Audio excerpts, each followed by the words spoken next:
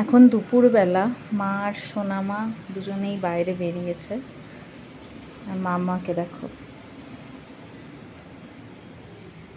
Sad sad মুখ করে অপেক্ষা করে মাদের জন্য, কখন আসবে। এখান থেকে দেখে এই জানলাটা দিয়ে, যদি কারোর মাথা দেখা যায় ওখান থেকে ঠিক দেখতে পায়। এখান থেকে দেখবে, দেখে সাথে সাথে ওই দিকে ছুট দেবে, সোজা দরজায়। দেখুন কেমন অপেক্ষা করছে বসে বসে। মামা, মামা চলে গেছে, ওরা তোমায় রেখে চলে গেছে। দুধ তো ওরা, দুধ তো মা। এরকম বসেই থাকবে যতক্ষণ না ওরা আসবে। ঘন্টার পর ঘন্টা হলেও এখানে বসে থাকে।